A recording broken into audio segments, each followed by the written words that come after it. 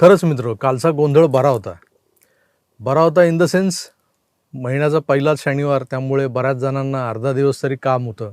पण पुढचा अर्ध्या दिवसातला जो काही भाग होता, तो अर्धा दिवसभर तरी लोकांची मस्तच करमणूक झाली. खोदा पहाड निकला चुहा असंही म्हणता येणार नाही, अशी गत कालची होती. सोशल मीडियावर 2 कोटी फॉलोअर्स, देशभरात क्रांतीची घोषणा, 120 तासात मोदी सरकार असं बदलून टाकणार, हादरवून टाकणार, अशी काहीशी भाषा होती. पण जेव्हा मैदानात उतरायची वेळ आली तेव्हा आंदोलन अवघ्या 5 तासात गुंडाळावं लागलं. कालच्या फ्लॉप शो नंतर अनेक प्रश्न निर्माण झालेत की नेमकं जंतर मंतरवर काय घडलं. हजारोंची गर्दी तिथे जमणार होती, मग शेकड्यांवरच का थांबली ती? आणि सोशल मीडियावर वादळ निर्माण करणारे ते नेते सो कॉल्ड उन्हात काही तासही का टिकू शकले नाहीत? मग हे देशाचं नेतृत्व करणार का? हा प्रश्न उभा राहिला. देशभरात गाजत असलेल्या तथाकथित कॉक्रोच जनता पार्टीच्या आंदोलनाचा काल दिल्लीतल्या जंतर मंतरवरचा एक मोठा शो जो आपण अपेक्षित केला होता. समर्थकांचा दावा होता की हे युवकांचा महाआक्रोश दर्शवणारं आंदोलन ठरणार आहे, सरकारवर दबाव वाढणार आहे, शिक्षण मंत्री धर्मेंद्र प्रधान यांचा राजीनामा घेतल्याशिवाय हे आंदोलन थांबणार नाही. पण प्रत्यक्षात काय घडलं? सकाळी मोठ्या जोशात सुरू झालेलं आंदोलन दुपारपर्यंत थंडावलं आणि काही तासात संपलं देखील. अमेरिकेत बसून भारतातलं राजकारण ढवळून काढण्यासाठी निघालेला एक तरुण, या कॉक्रोच आंदोलनाचा प्रमुख चेहरा अभिजित दिपके, सकाळी 7:45ला दिल्ली एअरपोर्टवर उतरला. हा बाबा येण्याआधी अनेक अफवा सोशल मीडियावर पसरवलेल्या होत्या की अभिजित दिपकेला एअरपोर्टवरूनच उचलणार आणि तुरुंगात टाकणार, म्हणजे अरेस्ट होणार. पण तसं काहीच झालं नाही. अभिजित दिपके येणार म्हणून सोशल मीडियावर त्याच्या स्वागताचे, क्रांतीच्या घोषणा देणारे व्हिडिओ व्हायरल झाले होते. अनेक गाईडलाईन्स दिल्या गेल्या होत्या आंदोलकांना, हातात फुलं आणि एक पुस्तक घेऊन या वगैरे. या आव्हानाला प्रतिसाद कितपत मिळाला हे मी पुढे सांगणारच आहे. जरा आपण दुसरी अफवा काय होती तेही आधी समजून घेऊया. दुसरी अफवा अशी होती की जंतर मंतरवर आंदोलन, धरणं, प्रदर्शन जर करायचं असेल तर आगाऊ 10 दिवस तरी पोलिसांना कळवावं लागतं, रीतसर अर्ज करावा लागतो, लेखी परवानगी घ्यावी लागते. कॉक्रोच लोकांनी अशी कोणतीही परवानगी सकाळी 7:45पर्यंत तरी घेतलेली नव्हती. मग ही परवानगी घ्यायला कोणीतरी जाईल तिकडे, मग ती परवानगी नाकारून जर सरकारने पोलिसी बळ वापरलं आणि या आंदोलन करताना तिथून हाकललं, तर या मंडळींना आयती संधीच मिळाली असते छाती पिटायला की देखो सरकार हमसे डरती है, पुलिस को आगे करती है. करा मग धांगडधिंगा. पण दिल्लीतलं सरकारी प्रशासन यांच्या वर्तान निघालं बरं का. त्यांनी कुठल्याही अर्जाविना लेखी परवानगी तयारच ठेवली होती की या कोणीतरी आणि घेऊन जा, काय तुम्हाला आंदोलन करायचं आहे, आम्ही आमच्याकडून तयारच आहे. ही परवानगी मागायला कॉक्रोच लोक पार्लमेंट पोलीस स्टेशन जे आहे, पार्लमेंट रोड पोलीस स्टेशन, तिकडे जाणार हे माहीत असलेल्या मीडियानं पोलीस स्टेशन बाहेर आपल्या उभी व्हॅन्स लावल्या. पार्लमेंट रोड पोलीस स्टेशन बाहेर मीडियाकर्मींचीच गर्दी जास्त होती. त्यात मग स्वयंघोषित जे यूट्यूबर्स असतात, स्वतःचा फोन ते सेल्फी मोडवर टाकून आपल्या मागे बघा काय चाललं हे दाखवणारे सो कॉल्ड हौशे नवशे गवशे बरेच तिकडे फिरत होते. तुम्हाला खरं सांगू का, आपण काय तिथं नव्हतो, पण आपल्या महाराष्ट्रातले अनेक निष्पक्ष पत्रकार ऐतिहासिक कारनामा पाहायला, टिपायला तिथं हजर होते. आता त्यांच्या कॅमेऱ्याने जे टिपलं तेच आपण खरं मानलं आणि खरोखरच 2 कोटी फॉलोअर्स असलेल्या अभिजित दिपकेच्या आवाहनाला प्रतिसाद म्हणून हजार लोक पण दिल्लीत आले नाहीत. सोनम वांगचुक आला, फुटेज खाऊन गेला.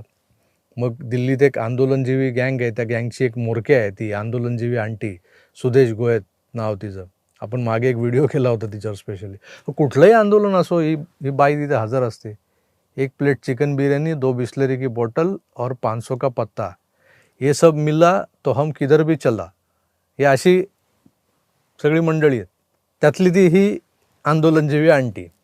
आता यांच्या उत्साहावर पाणी पडल्यात जमा होतं. पहिले 2 प्लान फेल गेले हे समजताच आता हल्लागुल्ला कुठे करायचा, तर जंतर मंतर सिद्धच होतं. तसं बघायला गेलं तर पार्लमेंट स्ट्रीट पोलीस स्टेशन बाहेरची गर्दी पुढच्या तासाभरात हल्ली, कारण परवानगी मिळाली होती, आणि मग जंतर मंतरवर पोचली. तिथं प्रोटेस्ट सुरू झाला. आंदोलन करायचं तर कशासाठी, ते कोणाच्या तरी विरोधात केलं जातं ना जनरली. इथं जे लोक आणले गेले होते धरपकड करून, त्यांना माहीतच नव्हतं आपण इथं का आलोय, का आणले गेलोय. आपल्याकडे एक लोकप्रिय लोकगीत आहे, लग्नाला चला तुम्ही लग्नाला चला. पण इथं जे नाचे आले होते, या बेगानी शादी में नाचने को, त्यांच्याकडे बघून असं वाटत होतं की लगीन आहे लोकांचं आणि नाचतं येड्या भोकाचं असा प्रकार. कर म्हणजे बोगस विद्यार्थी इथं सरकारच्या शिक्षण विषयक धोरणांना नावं ठेवण्यासाठी आणले गेले होते. एक विद्यार्थी वय वर्ष 22 पण म्हणे मी BMSला पहिल्या वर्गात शिकतोय, पहिल्या वर्षात. BMSचं फुल फॉर्म विचारलं, सांगितलं त्याने. पण पुढे असं शहाणपण कसं गणलं ते बघा. BMS bachelor of Ayurvedic medicine surgery. तो नीट से क्या मतलब है आपको? नीट से मतलब है हमारा क्या है? As a protest. अरे भाई स्टूडेंट तो मैं भी मुखर्जी नगर में रहता हूँ, मैं भी GTB की मैं ये अच्छा, UPSC की नीट प्रिपरेशन कर वाली- रहा हूँ। आप नीट का एग्जाम दिए आप? हाँ कब? 2022 में। 2022 में। और अभी आप क्या कर रहे हैं? अभी आप क्या कर रहे हैं? अभी हम BMS कर रहे हैं। आपकी एज क्या हुई? 22 साल। 22 साल। मतलब आपने ग्रेजुएशन किया होगा 21 साल में, और आपने अभी आपकी 22 साल एज है, तो आपने ग्रेजुएशन किया है 2021 में, मैंने 21 साल की एज में किया होगा, नहीं, तो ग्रेजुएशन अभी नहीं करा, अभी स्टूडेंट हैं हम। तो फिर आपने नीट का पेपर कैसे दे? अनेकांना तर ज्या शिक्षण मंत्र्यांचा राजीनामा मागायचा आहे आपल्याला, त्याचं नाव देखील माहीत नव्हतं. जो पेपर लीक कराया था उनका इस्तीफा होना चाहिए। किसने पेपर लीक कराया? नाम याद नहीं आ रहा। नाम ध्यान मुझे तक नाम प्रधान। मैं इसीलिए आया हूँ क्योंकि यहाँ पर अच्छा देश का विकास होना चाहिए, जो विकास नहीं हो रहा। तरी देखील आंदोलकांपेक्षा संख्येने जास्त असलेले मीडियावाले काही हटत नव्हते. त्यांना काही करून कंटेंट हवा होता. मग ते शोधत होते नगासनग.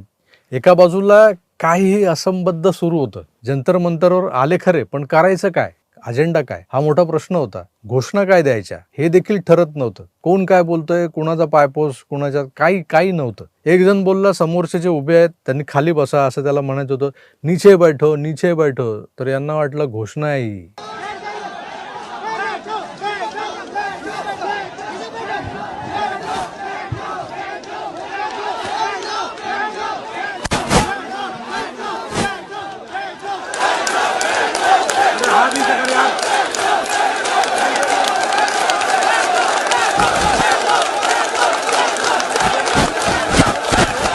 नीचे बैठो झाले सुरू. असं कसं बसं हे आंदोलन सुरू होतं, पण काही तासातच परिस्थिती बदलली. उन्हाचा तडाखा, कमी उपस्थिती आणि मैदानात अपेक्षित प्रतिसाद न मिळाल्यानं आंदोलनाचा फियास्को झाल्याचं चित्र स्पष्ट झालं. हे सगळं बघणारे सोशल मीडियावर प्रश्न विचारू लागले. 2 कोटी फॉलोअर्स असतील तुमचे, तर मग मैदानात 1000 लोकसुद्धा उपस्थित का नाहीत, का जमले नाहीत? आता इथं क्लिअर झालं की जो आकडा फॉलोअर्स आहे तो काय जेन्युइन नाही, ऑर्गॅनिक नाही. पाकिस्तानातले बॉट्स यावर काम करत होते. US मधून, बांगलादेशमधून हे 2 कोटी नकली समर्थक उभे केले गेले होते. त्यांच्यासाठी जंतर मंतरवर येणं कठीणच होतं. जे या जगात ज्यांचं अस्तित्वच नाही आहे ते कुठून आणणार? कारण सोशल मीडियावर लाईक्स मिळवणं आणि रस्त्यावर जन आंदोलन उभं करणं यात जमीन आसमानाचा फरक असतो. मूलतः यांचे सोकॉल्ड नेते एकतर तो जर्मनीत बसलाय, एक अमेरिकेत होता, एक अजून कुठून तरी आलाय. यांना हे आंदोलन खरंच झेपलंय का? हा बाजीराव बघा, सोबत रामू काकाला घेऊन आला होता. दिल्ली की गर्मी सहन नाही होती म्हणून हवा घालायला. आता वर कोल्ड कॉफी पितोय. तर हा असा कुठला मोठा भल्ला, म्हणजे काय असा तोफखाना होता. त्या अभिजित दिपकेची तर पार हवाच निघाली होती. अरे इसको लेके जाओ नाही तो मर जाएगा म्हणे त्याला एका AC गाडीत हलवला. तिथंही हा म्हणे याला पुढं बसायचंय, मागे नका बसू, जरा हवा ज्यादा लगेगी ना.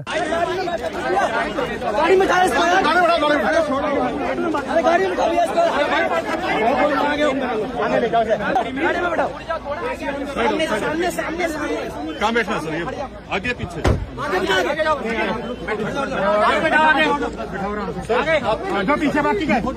तर तुम्ही म्हणाल काय मजाक मस्ती. ठीक आहे, मजाक मस्ती खूप झाली. अतिशय गंभीरपणे इथे एक गोष्ट स्पष्ट करायला हवी.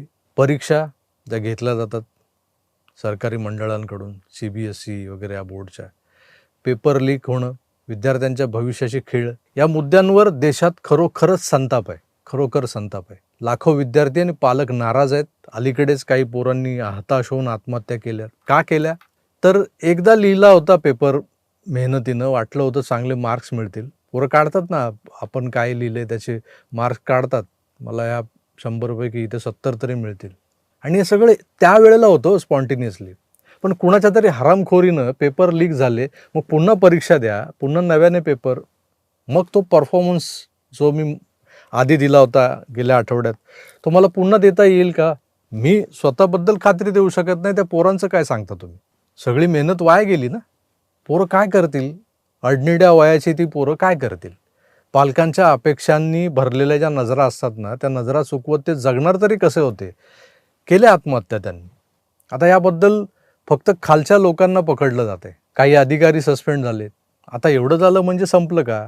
तर नाही ना. शिक्षण मंत्री बसवलाय कशाला? त्याला जाब विचारायला नको? शिक्षण मंत्र्यांना जाब विचारलाच पाहिजे. त्यांचा राजीनामा हा मागितलाच पाहिजे आणि तो खरं तर पंतप्रधानांनी घ्यायला पाहिजे ताबडतोब. पण हा राजीनामा मागायला आलंय कोण? तर ही झुरळं. तर झुरळांच्या सोशल मीडियावरच्या त्या उच्छादानं सरकारला जबाबदार धरून प्रश्न विचारणं, संतापणं लाजिम बात आहे. पण या संतापाचं रूपांतर सरकार उलथवून टाकण्याच्या चळवळीत झालं आहे का? याचं उत्तर सध्या तरी नाही असंच दिसतंय. मी सुरुवातीलाच म्हटलं की या आंदोलनाला काही डाव्या संघटनांचा, काही ठराविक पक्षांच्या कार्यकर्त्यांचा आणि विविध आंदोलनांमध्ये कायम दिसणाऱ्या त्या आंदोलनजीवी चेहऱ्यांचा पाठिंबा आपण पाहिला, ज्यानं सरकारचं काहीही वाकडं झालंय असं मला तरी वाटत नाही. उलट यांचं हसं झालंय. या लोकांच्या उपस्थितीनं अनेकांच्या मनात शंका मात्र निर्माण झाली की या आंदोलनामागचा हेतू हा विद्यार्थ्यांचा प्रश्न आहे की सरकारविरोधी राजकीय मोहीम, जशी ती मागे त्या ह्याच्यात झाली होती दिल्लीच्या शाहीन बागमध्ये. शेतकरी आंदोलनाच्या मधून ते खलिस्तानी आले होते. कारण काय होतं की जेव्हा एखादं आंदोलन विशिष्ट राजकीय अजेंड्याशी जोडलेलं दिसू लागतं ना, तेव्हा सामान्य नागरिक अशा आंदोलनांपासून लांब लांब लांब जातात. जंतर मंतरवर नेमका हाच सामान्य माणूस गायब होता. जे होते ते भाडेकट टट्टू होते. कोण LGBTQ वाले, तर कोण एक फुल दोन हाफवाले. हे काय यांचा अवतार बघा. कसं आहे ना मित्रो, सोशल मीडियावर ट्रेंड निर्माण करणं सोपं आहे हो. रील्स बनवणं सोपं आहे, हॅशटॅग चालवणं सोपं आहे. पण या आभासी जगताचा वापर करून जनतेचा विश्वास मिळवणं ते मात्र खूप कठीण असतं. आज माझे 7,95,000 सबस्क्रायबर आहेत. पण मी करत असलेल्या सामाजिक कार्यात त्यातले 4 ते 5 जण सहभागी होतात. हे फार खेदानं सांगावं लागतं मला. मी अनेकदा लोकांना आवाहनही करतो की मला आर्थिक मदत नको आहे तुमची. व्हिडिओखाली सपोर्टर्सवाला गुगल पे, फोनपे नंबर टाकणंही मी बंद केलं आहे. 1-1.5 महिना झाला. कारण त्यावर फारसं काही कुणी मदत करत नाही. पण ते बघून काय होतं की आमच्यावर टीका करणारे जे लोक आहेत ना, ते मात्र त्या गुगल पे, फोनपे नंबरची खिल्ली उडवतात. भिका मागतात, हे करतात, काय करतात, काही बोलतात. त्यामुळे मी जेवढं कमावतो ना, माझ्या कष्टांनी कमावतो, त्यातलाच एक हिस्सा माझ्या सामाजिक कार्यासाठी वापरतो. धर्मासाठी उभं राहण्याचाही माझा प्रयत्न असतो.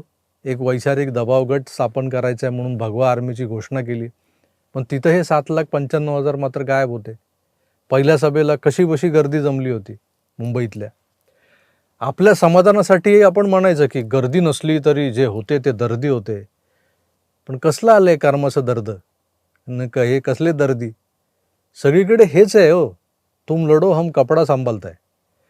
कॉकरोच लोकांनाही वाटलं की ते जसे रात्री किचनच्या कानाकोपऱ्यातून बाहेर येऊन धिंगाणा घालतात ना, त्याप्रमाणे एक दिवस ते अख्खं किचनच संपवून टाकतील, उद्ध्वस्त करून टाकतील हे जे काही तुमचं घर आहे ते. शेवटी कॉकरोच असते. पूर्वी ती लक्ष्मण रेखा यायची खडूवाली, नंतर लाल हिट आलं, मग काय तर अधिक इफेक्टिव्ह असं काला हिट आलं. आता ते अँटी रोज जेलही येतं. एवढं सारं करूनही जर दिसलाच कधी तर आपण काय करतो, चिरडून टाकतो पायाखाली झुरळ. बायका घाबरत असतील, पण भारतीय पुरुष आजही झुरळांना चिरडायला कमी करत नाहीत. सरकारच्या अज्ञानातून, चुकांमधून जर का या देशाच्या लाखो विद्यार्थ्यांचं भवितव्य अंधारून जात असेल, तर सरकारला खडसावून जाब विचारायला हेच भारतीय पुरुष खमके आहेत.